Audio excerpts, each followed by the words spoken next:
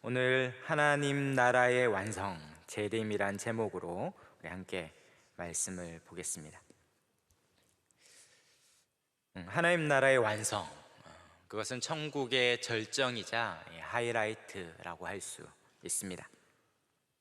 매주일마다 우리 창세기 말씀을 듣고 있는데요. 창조는 무엇입니까? 그것은 하나님 나라의 시작입니다. 왕이신 하나님께서 자기 백성인 아담과 하와를 지으시고 하나님 나라의 영토인 이 에덴 동산으로 대표되는 그 땅에 하나님 나라를 지으시고 복을 주시는 것, 그것이 하나님 나라의 시작인 창조입니다. 그렇다면 창세기 3장에 이르러 타락은 무엇입니까? 그것은 하나님 나라의 상실입니다. 스스로 하나님같이 되려고 하나님 나라의 왕이신 그분을 거역하고 자기가 왕이 되어서 자기 마음대로 살려고 했던 그들에게 그 불순종의 결과로 그들은 하나님 나라의 모든 복을 상실하고 하나님 나라인 그 에덴 동산에서 쫓겨나게 됩니다. 그러므로 인생은 이제 그 모든 복을 잃어버리고 결핍, 부족, 허기와 배고픔, 목마름과 갈증이 그 인생의 특징이 되어서 그 누구도 행복을 찾고 구하지만 아무도 행복하지 못한 이 세상의 형편이 바로 그 결과입니다. 그러나 예수님께서 이 땅에 오신 것은 무엇입니까? 그것은 하나님 나라의 회복입니다.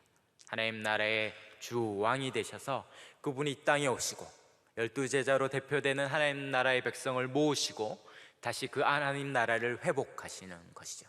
바로 이 땅의 모든 죄와 그 모든 악을 십자가에서 다 사하시고 이제 하나님께서 하나님 나라의 그 시작을 다시 재시작을 하신 것이 바로 십자가의 사건입니다. 그러므로 이제 믿음으로 그 나라에 들어간 사람들은 하나님 나라의 복인 의와 희락과 평강을 누리며 복락을 누리게 되는 것입니다. 사랑하는 성도 여러분, 이미 그 복을 누리고 계신 줄 믿습니다. 그러나 우리가 마지막이 남았어요. 이것이 끝이 아닙니다. 바로 하나님 나라의 완성, 그날이 우리에게 다가올 것입니다. 왕이신 예수님께서 다시 이 땅에 오셔서 그 하나님 나라를 완성하는 그날, 초림과 비교할 수 없는 이 재림의 때가 우리 가운데 기다리고 있습니다. 그러므로 아직 우리는 그날을 경험하지 못한 것이죠. 그러므로 이미 하나님 나라가 왔지만 여전히 잔존하는 이 악과 죄와 사탄 마귀들, 그리고 우리의 죄의 여전히 경험으로 말미암은 죄의 소욕들 때문에 우리는 이 땅에 살면서 때론 고통하고 어려움을 겪습니다. 신자나 불신자나 상관없이 사고가 나고 또 질병이 옵니다. 잘 믿는 신자라 해서 암이 피해가는 것이 아니죠. 왜 그렇습니까? 바로 이 땅, 아직 한계가 많은 이 땅에 살고 있기 때문입니다. 그러나 그날이 오면, 그때가 되면, 주님이 다시 오시면 이제 사망도 죽음도 질병도 슬픔도 없는 그날이 올 줄 믿습니다. 우리 인생의 모든 문제가 해결되고 영원한 복과 기쁨이 있는 그날이 곧 올 줄 믿습니다. 마라나타, 주 예수여 어서 오시옵소서. 그렇게 주님을 기대했고 고대했던 자들이 만나는 그날이 오게 될 줄 믿습니다. 할렐루야. 제 설교문에 보면 요때 할렐루야를 하면 크게 함성과 함께 박수치며 기뻐할 것 이렇게 돼 있는데, 다시 한번 마라나타, 주님 오실 것입니다. 할렐루야. 아멘.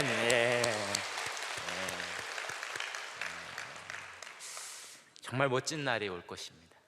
주님이 오실 것이죠. 그렇다면 성경은 그날에 어떤 일이 일어난다라고 말하고 있습니까? 첫째로 생각할 것은 예수님이 부활하시고 승천하신 이후에 이 땅에 반드시 다시 오신다는 것입니다.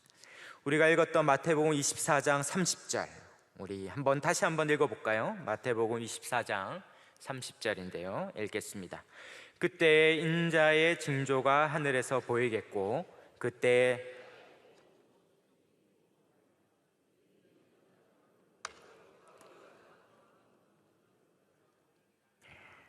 인자가 구름을 타고 능력과 큰 영광으로 오는 것을 보리라. 주님은 반드시 다시 오신다라고 약속하고 있습니다. 주님이 처음 오셨던 초림 때에는 많이 몰랐죠. 겨우 목자 몇 명, 그리고 동방 박사, 그리고 몇몇의 선지자들 제외하고는 주님이 오신 것을 몰랐어요. 그리고 그는 대단히 초라하게 구유에 누인 채로 아주 볼품없이 왔습니다. 그러나 기대하십시오. 주님이 재림하실 때는 영광 중에 오실 거예요. 아무도 주님이 오시는 것을 모를 수 없을 만큼 영화롭고 존귀하게 주님이 다시 오신다 말씀하고 있습니다. 그러므로 주님이 오신다고, 영광 중에 오신다 했는데 누구는 알고 누구는 모르고 그럴 수 없어요. 그래서 오늘날 이단들이 주님이 이미 왔다, 재림주가 왔다, 그래서 한국에도 재림주라고 자처한 사람이 한 30명 정도 있다고 하는데 다 거짓말이죠. 자기들만 알 수가 없어요. 왔다면 다 알고 모른다면 아직도 오지 않은 것입니다. 분명하게 다 보리라 약속하고 있습니다. 그러나 문제는 주님이 곧 오신다, 속히 오신다 했는데 아직도 오지 않기 때문에 많은 사람들이 점점 주님의 재림을 기대하지 않는다는 사실이죠. 그것은 당연히 교회 밖의 불신자들은 당연히 기대하지 않을 뿐더러 문제는 교회 안에 신자들조차 주님의 재림을 기대하지 않는 것입니다. 베드로후서 3장 3, 4절에 보면 말세에 조롱하는 자들이 와서 자기의 정욕을 따라 행하며 조롱하여 이르되 주께서 강림하시던 약속이 어디 있느냐, 조상들이 잔후로부터 만물이 처음 창조될 때까지 그냥 있다 하니. 점점 세속화가 되면서 눈에 보이는 것이 전부인 줄 알면서 장차 올 그날을 기대하지 않는 일들이 교회 안에서 일어나고 있습니다. 사람들은 죽음 위에 내세가 있다는 것을 어렴풋이 알지만 이 바쁜 일상 가운데 죽음 위에 그날을 기대하기가 어려운 것이죠. 하물며 죽음이라는 이 엄중한 일이 오히려 오늘날 장례식장이 너무 화려하고 호텔 로비같이 장례식장을 꾸며놓으니 죽음의 향기가 나지 않는 것입니다. 그러므로 사람들은 점점 이 땅에 영원히 살 것처럼 그렇게 자부하고 있는 것이죠. 더 오래 건강하게 살 것들을 욕망하는 것입니다. 전 세계 가장 수명이 오래된 최고령자인 120세가 넘는 분에게 리포터가 물었죠. 언제까지 살고 싶냐? 그러니까 그분이 대답하기를 끝없이 살고 싶다. 120이 넘었음에도 불구하고 여전히 살고 싶다라는 거죠. 옛말에 틀린 것이 없는 것이죠. 상계가 죽은 정승보다 낫다고. 죽음은 우리의 모든 것을 잃는 것이기에 그 두려움과 공포를 애써 잊고 이 땅이 영원할 것처럼 생각합니다. 그래서 평균 수명을 우리 전국을 조사해 보니까 가장 높은 곳이 어딜까요? 저 산골짜기 공기 좋고 물 좋은 곳일 것 같지만 분당이죠. 분당. 왜 그렇습니까? 우리나라에 가장 좋은 병원이 2개나 자리 잡고 있는 분당이 다른 데에 비해서 10세 이상 장수하는 곳으로 나왔습니다. 그래서 천당빛이 분당, 그리고 분당위가 판교라고 판교에 있는 사람들이 이야기하던데, 그렇게 오래 살고 싶은 것이죠. 그것이 사람의 욕망입니다. 그러나 성경은 뭐라고 얘기합니까? 요한계시록 22장 20절에 이것들을 증언하신 이가 이르시되 내가 진실로 속히 오리니 아멘. 주 예수여 어서 오시옵소서. 주님은 속히 반드시 오신다고 말씀하고 있습니다. 사도행전 1장 11절에 예수님이 말씀하시죠. 너는 왜 하늘로 쳐다보고 있느냐? 하늘로 올라가신 이 예수는 하늘로 가심을 본 그대로 오리라 라고 말씀하고 있습니다. 주님이 가신 그대로 우리는 똑똑히 주님 오심을 보게 될 것입니다. 그렇다면 주님은 언제 오실까요? 사람들은 주님이 언제 오실까를 많이 궁금해합니다. 그래서 추측도 하고 또 어떤 사람은 날짜까지 말하는데 성경은 뭐라고 얘기합니까? 아무도 알 수 없고 알 필요도 없다라고 단호하게 말하고 있습니다. 마태복음 24장 36절에 우리가 읽은 말씀에 보면 그러나 그날과 그때는 아무도 모르나니 하늘의 천사들도 아들도 모르고 오직 아버지만 아시느니라. 아무도 모른다라고 해요. 그러면 안다 하면 이단이 되는 것입니다. 하물며 누가 모릅니까? 성자 하나님인 예수님도 모른다라고 합니다. 그분은 전능하신데 왜 모른다고 이야기합니까? 그분은 알 수 있겠죠. 그러나 알 필요가 없는 것입니다. 왜 그렇습니까? 성부 하나님이 가장 합당한 때에 오실 것이기에 그것을 알려고 노력할 필요가 전혀 없다라는 것입니다. 그러므로 사랑하는 성도 여러분, 주님이 언제 오시는 것을 알려고 하는 것은 모두 다 위험한 시도입니다. 그것은 우리에게 절대 유익이 되지 않는 것이죠. 알 필요도 없고 제자들에게 예수님이 말씀하시죠. 사도행전 1장 7절에 그것은 너희가 알 바 아니다. 그러므로 우리는 주님이 언제 오시냐에 대한 관심보다 주님이 언제든지 오시면 마라나타 주 예수여 어서 오시옵소서 그렇게 맞이할 준비를 해야 합니다.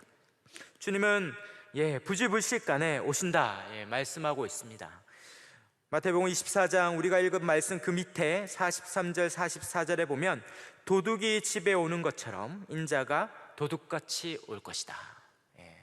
도둑이 언제 온다 이렇게 예고하면 다 기다렸다 잡으면 되는데 주님은 도둑은 다 우리가 방심하고 있을 때 예상치 않은 순간에 오는 것이죠. 그처럼 주님은 그렇게 아무도 기도하지 않는 그 순간에 온다라는 것입니다. 그래서 뭐라고 얘기합니까? 노아의 비유를 배우라라고 말하죠. 37절에 우리가 읽은 말씀에 노아의 때와 같이 인자의 임함도 그러하다. 38절에 홍수 전에 노아가 방주에 들어가는 날까지 사람들이 먹고 마시고 장가들고 시집가고 있으면서 그렇게 깨닫지 못하였다. 인자의 임함도 이와 같으리라. 무슨 말입니까? 다 일상을 그냥 사는 거죠. 노아 홍수가 임박했음에도 불구하고 그들은 일상을 살다가 그 날이 되었을 때 그들은 아무런 준비 없이 그때를 맞이했습니다.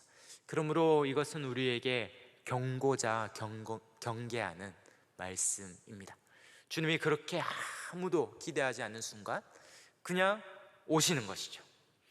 여러분이 오늘 이렇게 예배를 마치고 하루 종일 예배 드리고 수고하시고 이제 집에 돌아가셔서 저녁을 차려 드시고 샤워하고 딱 쉬려는데 주님이 딱 오실 수 있다라는 것입니다.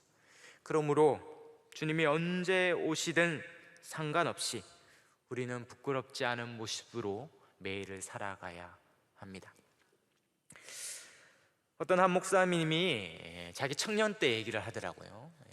청년 때 예수를 믿고 이제 직장 생활을 할 때였는데 그때 아직 이제 예수를 믿긴 했는데 술은 못 끊었다는 거예요. 그래서 회사를 이제 마치고 이렇게 나오다가 이제 술을 마실까 하다가 술집에 딱 앉았는데 불현듯 생각이 나는 거예요.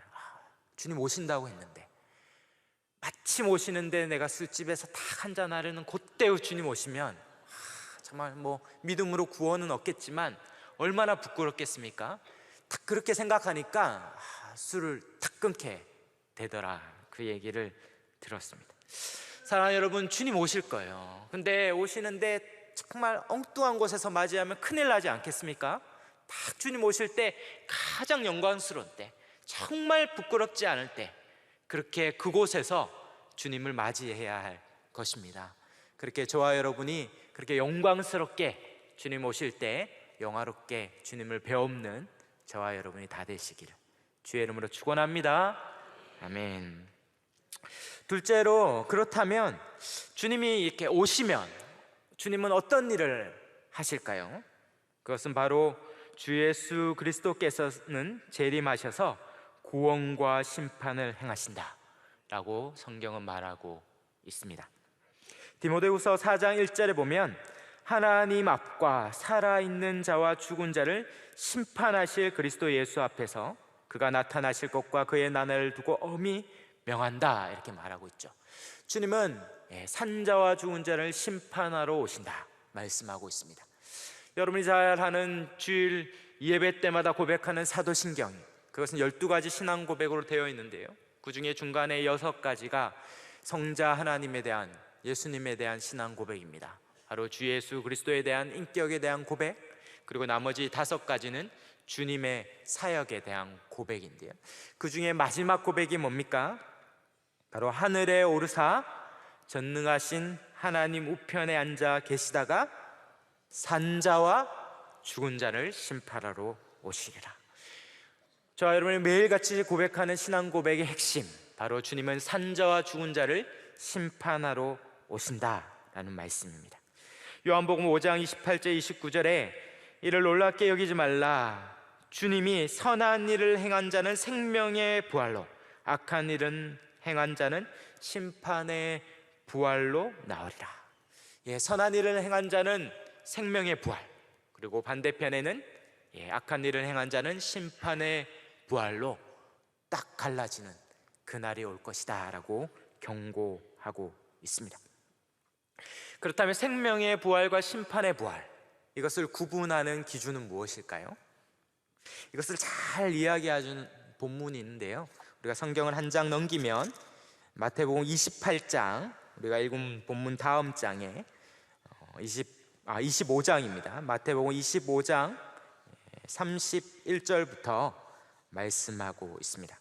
우리가 잘 아는 양과 염소의 비유인데요, 마태복음 25장 31절에 보면 인자가 자기의 영광으로 모든 천사와 함께 올 때에 자기 영광의 보좌에 앉으리니, 다 영광의 보좌, 그것은 심판의 자리를 말하는데요, 32절에 모든 민족을 그 앞에 모으고 각각 구분합니다. 양과 염소로 구분하죠. 33절에 양은 그 오른편에, 염소는 왼편에 두리라. 그렇게 마지막 46절에 가서 어떻게 얘기합니까? 왼편에 있는 자들은 영벌, 그리고 오른편에 있는 자는 영생에 들어가리라 말씀하고 있습니다. 바로 예수님이 재림하셔서 구분하신다. 양과 염소를 구분하듯이 오른편과 왼편의 두 부류로 구분하시되, 선한 일을 행한 자는 생명의 부활로, 악한 일을 행한 자는 심판의 부활로, 한쪽은 영생이요 한쪽은 영벌에 들어가게 될 것입니다. 사랑하는 여러분, 그렇다면 이 둘을 나누는 기준, 이렇게 우리가 주님이 재림하시면 둘로 딱 갈라질 때 둘로 나누는 기준은 무엇일까요? 그것은 바로 이 땅에서 행한 행위대로 판단하겠다 말하고 있습니다. 마태복음 25장 34절에 보면 계속해서 말씀하시죠. 그때 임금이 오른편에 있는 자들에게 말하는데 아버지께 복받을 자들이여 나와 창세로부터 너희를 위하여 예비된 나라를 상속받으리라. 왜 받습니까? 35절부터 너희가 주를 때에 먹을 것을 주었고 목마를 때 마시게 하였고 나그네 되었을 때 영접하고, 36절 헐벗을 때 옷을 입혔고 병들었을 때 돌보았고 옥에 갇혔을 때 와서 보았느니라. 37절에 언제 그렇게 하였느냐 물을 때 뭐라고 얘기합니까? 40절입니다. 성경을 찾으신 분은 한번 마태복음 25장 40절 읽어볼까요? 임금이 대답하여 이르시되 내가 진실로 너희에게 이르노니 너희가 여기 내 형제 중에 지극히 작은 자 하나에게 한 것이 곧 내게 한 것이니라. 영생에 들어가는 자, 하나님으로부터 구원 얻는 자는 뭡니까? 바로 지극히 작은 자, 고통하는 자, 헐벗은 자, 그들을 죽게 하듯 대한 자에게, 그 선행을 행한 자에게는 하나님께서 영생을 주신다 말씀하고 있습니다. 반대로 영벌은 어떻게 옵니까? 41절부터 왼편에 있는 자들은 저주를 받은 자들아 나를 떠나 마귀와 그 사자들을 위하여 예비된 영원한 불에 들어가리라. 42절에 너희가 줄일 때에 먹을 것을 주지 않았고 목마를 때에 마시지 아니하였고 나그네 되었을 때 영접하지 아니하였고 헐벗을 때 옷 입히지 아니하였고 병들었을 때 옥에 갇혔을 때 돌보지 아니하였다. 결론적으로 45절 이에 임금이 대답하여 이르되 내가 진실로 진실로 너희에게 이르노니 이 지극히 작은 자 하나에게 하지 아니한 것이 곧 내게 하지 아니한 것이니라. 바로 이 땅에서 선행을 행한 자, 그들은 영생이요 이 땅에서 욕심껏 자기만을 위하여 살아간 자는 영벌에 들어간다 약속하고 있습니다. 마태복음 10장 42절에 말씀하죠. 또 누구든지 제자의 이름으로 이 작은 자 중 하나에게 냉수 한 그릇이라도 주는 자는 내가 진실로 너에게 이르노니 이 사람은 결단코 상을 잃지 아니하니라. 주님은 우리의 행위를 보시겠다라는 거죠. 그리고 그 행위대로 결정하겠다 말씀합니다. 그래서 마지막 요한계시록 마지막 책의 20장에 보면 12절에 죽은 자들이 자기 행위를 따라 책들에 기록된 대로 심판을 받으리니 각 사람이 자기의 행위대로 심판을 받으리라. 행위대로 심판을 받을 것입니다. 구원은 행위대로 받는 게 아니에요. 여기는 행위 구원론을 말하는 게 아닙니다. 구원은 어떻게 받습니까? 예수 그리스도를 믿음으로 받죠. 우리는 믿음으로 구원을 받습니다. 그러나 심판은 행위대로 받아요. 성경은 행위대로 심판받을 것을 누누이 이야기하고 있습니다. 우리가 잘 아는 야고보서 2장 18절에 너희는 믿음이 있고 나는 행함이 있으니 행함이 없는 내 믿음을 내게 보이라. 나는 행함으로 내 믿음을 보이리라. 무슨 말입니까? 참된 믿음은 구원받기에 합당한 믿음의 행위가 나온다라는 것이죠. 그 사람이 진짜 참 믿음을 가진 자는 결코 그 삶이 분리되지 않는다라는 거죠. 그래서 유명한 말씀 있지 않습니까? 이 마태복음 7장의 산상수훈에서 7장 20절에 이렇게 말합니다. 그들의 열매로 그들을 알리라. 나더러 주여 주여 하는 자마다 천국에 들어가는 것이 아니다. 하나님의 뜻대로 행하는 자가 들어간다. 나더러 주여 주여 하며 선지자 노릇하며 주의 이름으로 귀신을 쫓아내며 주의 이름으로 많은 권능을 행하지 아니하였나이까 반문할 때 23절에 예수님 말씀하시죠. 그때 내가 그들에게 밝히 말하되 내가 너희를 도무지 알지 못하니 불법을 행하는 자라 내게서 떠나가라 말씀합니다. 열매로 아는 거죠. 나무는 열매로 아는 것입니다. 그 아버님이 살아생전에 과수원을 하셨는데요, 그 과수원을 사과나무를 심었는데 이 뚝에 보면 빈 땅이 있어서 이렇게 묘목들을 받아가지고 거기에 심었어요. 사과에 비료를 주고 사과나무를 물을 주다가 이제 옆에 있는 것도 비료를 주고 물을 줬죠. 근데 여러 종류를 심어서 이게 자라는데 다 비슷비슷 처음에 하니까 이 무슨 나무인지 모르겠는 거예요. 이 자두나무, 복숭아나무, 매실나무, 오미자나무 뭐 여러 가지 심었는데 이 나무가 무슨 나무인지는 어떻게 알 수 있습니까? 너무 잘하시네요. 열매로 알죠. 그걸 궁금해할 필요가 없어요. 때가 되면 그 나무가 사과를 맺으면 사과나무고 복숭아를 맺으면 복숭아나무고 자두를 맺으면 자두나무죠. 여러분이 참된 믿음을 가지면 무슨 열매를 맺습니까? 선한 열매를 맺는 것입니다. 열매로 아는 것이죠. 사랑하는 여러분, 우리의 구원은 열매로 아는 것입니다. 주여 주여 하는 자마다 천국에 들어가지 않는다. 선지자 노릇한 자, 목사 계열이죠. 종교 생활을 하고 말씀을 가르치고 기도하고 교회 열심히 다니는 것이 우리의 구원을 확증하는 것이 아니라 믿음에 합당한 선한 열매를 맺었는가, 그것이 우리의 구원을 확증한다라고 말하고 있습니다. 사랑하는 여러분, 내가 교회 열심히 다니니까 구원받았다고 혹 착각해가지고 천국에 갔는데 나 너 모른다 하면 큰일 나지 않습니까? 그때는 번복할 수 없어요. 기회가 없어요. 그러므로 속으면 안 되는 거죠. 교회 안 다니는 사람은 말할 것도 없지만 교회를 다녀도 이 고백적 신앙인 중에도 실천적 무신론자가 있어요.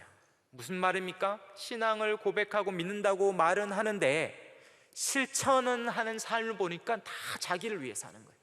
욕심껏 사는 거예요. 주일을 1시간 성수하고 나머지는 다 자기만을 위해 살면 성경은 경고하고 있습니다. 아닐 수 있다. 그러므로 열매로 우리의 믿음을 확증해야 합니다. 그 열매는 뭡니까? 핵심은 사랑의 열매죠. 모든 율법의 완성은 사랑이요, 그러므로 사랑으로 우리의 믿음 확증할 수 있습니다. 형제를 사랑하고 자기를 위하여 살지 않고 형제를 위해 자기를 내어주는, 정말 이전에 내가 절대 하지 못했다, 이전에 서동력이라는 존재는 그런 자 아니었거든요. 진짜 괴물같이 자기를 위하여 욕심껏 살다가 그렇게 살아갔던 자였는데, 어떻게 정말 이전에 전혀 다른 자기를 내어주고 사랑하며 시간과 물질을 내어주며 사느냐 말이죠. 행복 나눔 축제라고 그렇게 찾아다니며 섬기고 수고하고 자기 것을 다 내어주고, 또 안 오면 막 전전긍긍하는, 왜 그렇게 사냔 말이죠. 세상 사람들이 볼 때는 어처구니 없지 않습니까? 달라요. 다른 삶인 것이죠. 다른 삶인 것이죠. 근데 아무 관심이 없고, 남이 구원받든 안 받든 아무 관심이 없고 자기만을 위해 산다. 점검해야 하는 것입니다. 열매로 합니다. 열매로.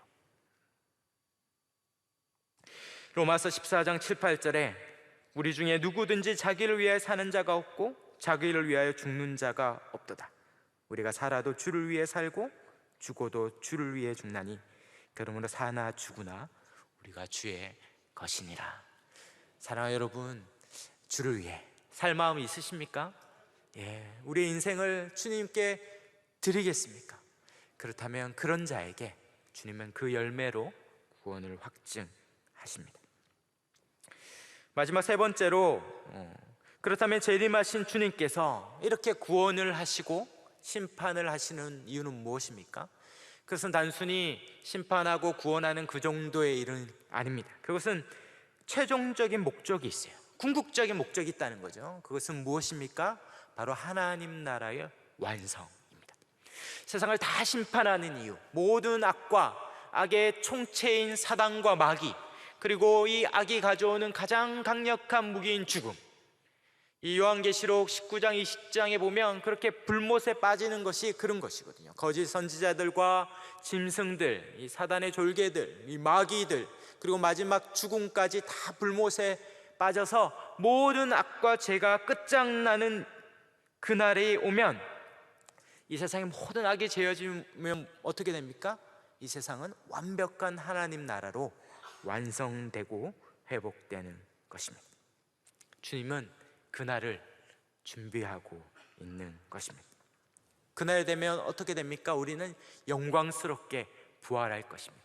우리의 개인의 종말로 말미암아 죽음 위에 그 부활에 참여하든지, 아니면 예수님이 이 땅에 오셔서 전 우주적인 종말이 올 때에 우리는 영광스러운 몸으로 주님 앞에 부활할 것입니다. 그 부활할 영광스러운 몸이 얼마나 아름다운지 고린도전서 이 부활장에 15장 42절 44절에 말씀하고 있거든요. 제가 하관 예배 때마다 나누는 말씀인데 한번 들어보십시오.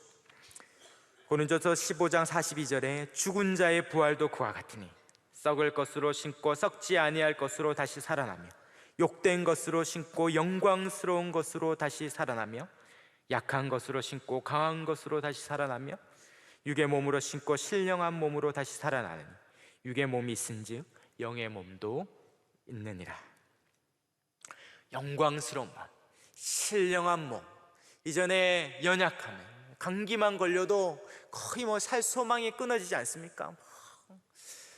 기도할 수도 없고 예배 드릴 수도 없어요. 그렇게 연약하지만 그때가 되면 강한 몸, 영화로운 몸, 영광스러운 몸, 더 이상 썩거나 쇠하지 않는 그런 영광스러운 몸으로 부활할 것이다, 성경은 말하고 있습니다.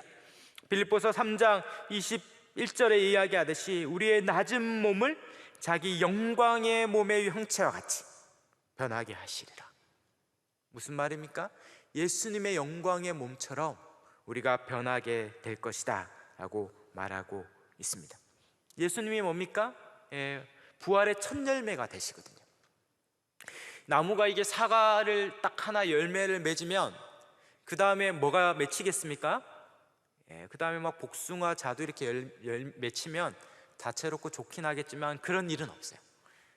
나무의 열매가 하나 맺히면 그와 똑같은 것이 열매로 맺히듯이 예수 그리스도가 부활하셨을 때 그분은 부활의 첫 열매가 되셨기 때문에 우리도 예수님처럼 그렇게 영광스럽게 부활할 것입니다.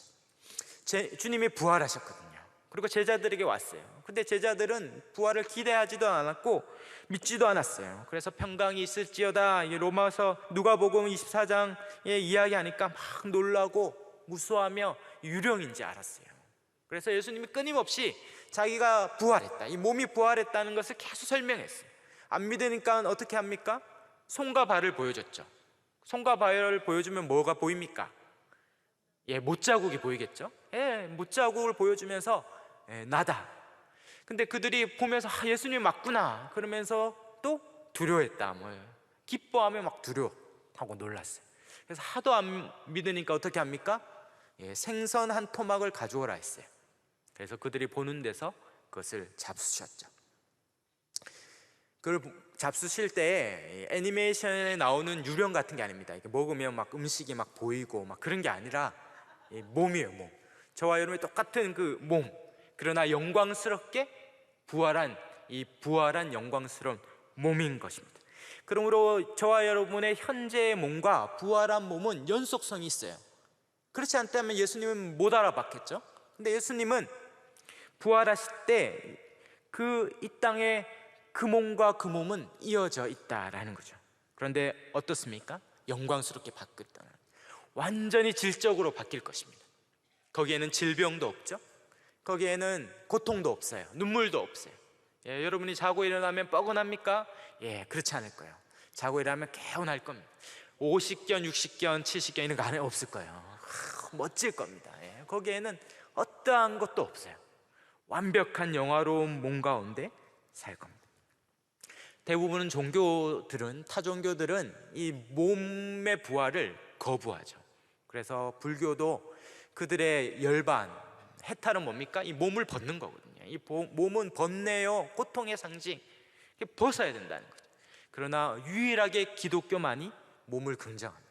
이 몸은 하나님이 처음 창조한 몸이요, 영화로운 몸이요, 우리가 지금은 연약하고 약하고 또 죄의 유혹이 있고 그렇지만 그날이 되면 모든 악과 죄가 다 소멸됐기 때문에 이 영광스러운 몸으로 영화롭게 살아갈 것입니다. 너무 기대되지 않습니까? 억지로 표정으로는 안 기대하는 것처럼 이렇게 보이지만 너무 멋질 거예요. 그 정도가 아닙니다. 우리 몸이 영광스럽게 바뀔 뿐만 아니라 우리가 영광스럽게 사는 그 공간, 그 천국도 영화롭게 바뀔 거예요. 그것을 성경의 마지막 두 장인 요한계시록 21장, 22장에서 말하는데요. 우리 한번 찾아볼까요? 요한계시록 21장, 22장인데요. 21장, 찾기가 어렵지 않겠죠? 제일 끝에서 두 장입니다. 성경은 놀랍게도 처음 두 장, 창조한 창세기 1, 2장과 마지막 두 장, 요한계시록 21장, 22장이 연결되어 있어요. 그래서 처음에 창세기 1장 1절에 뭐라고 시작합니까? 태초에 하나님이 천지를 창조하시니라. 우리 다른 건 못 암송해도 이건 암송하잖아요. 태초에 하나님이 천지, 하늘과 땅을 창조하셨다. 그럴 때 잘 보십시오. 21장 마지막 두 장의 시작인 21장 1절 읽어볼까요? 요한계시록 21장 1절 읽겠습니다. 또 내가 새 하늘과 새 땅을 보니 처음 하늘과 처음 땅이 없어졌고 바다도 다시 있지 않더라. 이때 뭐가 있습니까? 새 하늘과 새 땅이 오는 거예요. 앞에는 천지고 뒤에는 신천신지입니다. 신천지라고 하고 싶은데 참 이단이 좋은 단어를 다 가져갔어요. 여기는 하늘과 땅이라면 이전에는 그것이 완전히 갱신되어 질적으로 완전히 바뀐 새 하늘과 새 땅으로 바뀔 것이라는 거죠. 그것은 너무 멋질 거예요. 그것은 이 땅을 완전히 없애버리고 저 우주의 저 한켠에 만드는 게 아닙니다. 주님이 처음 세상을 창조하고 보시기에 좋았더라 말씀하셨다면 그것은 유지되는 거예요. 그리고 마지막 날에 이 모든 악과 연약함과 죄를 다 없애고 깨끗하게 하시고 이 땅을 새 하늘과 새 땅으로 완전히 바꿔 놓을 것입니다. 그러므로 이 땅과 그 나라는 이어져 있어요. 이 땅에서 여러분이 정말 사과의 그 상큼한 맛을 누립니까? 그렇다면 천국의 그 사과의 본래 맛, 여러분이 먹는 그 사과는 원래 그 맛이 아니었거든요. 아무리 맛있어도 그 맛이 아니에요. 저 에덴 동산에 있었던 그 맛, 그 진짜 맛을 천국에 가서 누리게 될 것입니다. 이 땅에 살면서 즐겁고 보람 있는 것, 이 땅에 있는 수많은 음악과 예술들, 천국에 가면 그것의 완벽한 성취를 보게 될 것입니다. 그리고 무엇보다 천국이 복된 이유는 무엇입니까? 거기서 맞습니다. 주님과 영원히 주님과 함께하기에 그날이 기대할 만한 날이 되는 것이죠. 사랑하는 여러분, 어떻게 기대가 되십니까? 너무 기대가 되지 않습니까? 그러므로 날마다 우리는 구주 대망, 주님 오시기를 그렇게 기대하며 살아야 하는 거죠. 어떤 사람이 2000년 동안 안 왔으니 지금도 안 오겠다 이렇게 생각하는데 주님의 시간을 모르는 거예요. 베드로 후서 3장 8절에 뭐라고 얘기합니까? 사랑하는 자들아, 주께서 하루가 1000년 같고 1000년이 하루 같다. 하나님의 시간은 하루가 1000년이요 1000년이 하루인 거예요. 그러므로 2000년이 지났으니까 며칠 지난 겁니까? 이틀 고작 지난 거죠. 이틀. 3-4번, 3-4번 셋째 날 오실 것 같은 느낌이 있지 않습니까? 주님 곧 오실 거예요. 이제 거의 오실 것 같아요. 주님이 곧 오실 것입니다. 제가 존경하는 이 멘토 목사님이 계신데, 그분이 한날은 성경을 연구하다가 이 재림을 보는데 어느 날 내가 재림을 기대하지 않구나, 그것을 스스로 깨달았어. 그래서 그때부터 글씨로 침대 밑에 책상에 보이는 데마다 구주 대망, 마라나타 주 예수여 어서 오시옵소서, 그걸 다 붙여놓고 날마다 주님 오시기를 기대한 거죠. 그래서 아침에 일어나서 하늘에 구름이 쫙 껴있으면 저 구름 가르고 구름 타고 오시는데 주님 오시기에 좋은 날이구나. 또 화창하면 어떻습니까? 영광 중에 빛 가운데 오신다는데 주님 오시겠구나. 천둥 번개가 치면 나팔 호령 소리 가운데 주님 오시겠구나. 주님 매일같이 오시는 거예요. 그러다 보니까 어느 순간 매일같이 주님을 기대하는 자기를 보면서 그렇게 고백했던 것이 기억이 납니다. 주님 오늘 오시면 좋지 않겠습니까? 제가 함께 예전에 섬겼던 선교단체 간사님이 토요일날 결혼인데 금요일날 간사 모임을 했어요. 그래서 그 간사님 놀린다고 우리가 주님 오늘 오실 것 같다는 느낌이 확 든다고, 내일 결혼인데 오늘 오실. 근데 그 선배 간사님이 이야기하더라고요. 진심으로 그럼 정말 좋지, 너무 좋지, 이렇게 얘기하더라고요. 참 신부가 들었으면 싫어하겠는데 정말 좋지 않겠습니까? 주님, 우리가 무슨 일을 계획한들, 내일 얼마나 좋은 일이 예고된들 주님 오시는 것보다 더 기대할 만한 일이 있겠습니까? 주님이 오실 거예요.